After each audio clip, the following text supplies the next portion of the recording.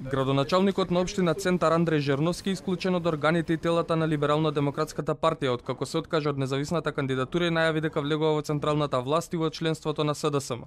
Во своето соопштение ЛДП му посакува среќа на Жерновски, а на СДСМ им посакува да не им се случи уште еден Стефче Акимовски. Од партијата појаснуваат дека одлуката на Централниот одбор е статутарна, бидејќи таму е наведено дека ако член на ЛДП добие функција од друга партија или преминува во друга партија, тој е исклучен од сите тела и органи на партијата. Одлуката да премине во СДСМ Жерновски не ја соопштил на партијата, а неговите довчерашни сопартици дознале од неговиот Facebook статус. Андреј Жерновски беше лидер на ЛДП од 2011 до 2015 година. Во меѓувреме течат роковите за поднесување на кандидатски листи за локалните избори. ВМРО ДПМН денеска објави уште 38 имиња за кандидати на градоначалници за изборите.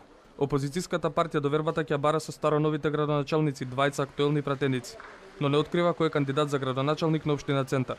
За Битола, Зоран Илиовски, актуелен пратеник во Собранието на Република Македонија за кисела вода.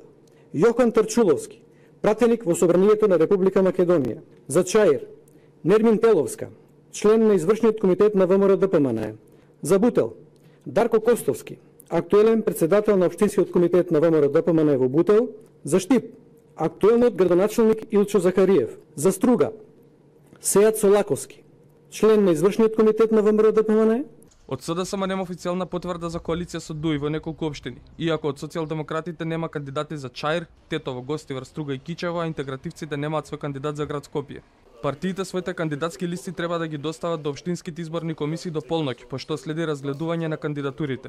Потврдените листи општинските изборни комисии треба да ги достават до Државната изборна комисија најдоцна до 16 септември, пошто следува утврдување на редоследот на единствената листа на кандидати. Државната изборна комисија денеска го достави избирачкиот список до политичките партии кои имаат рок од 5 дена да достават барање за запишување, дополнување или бришање на податоци.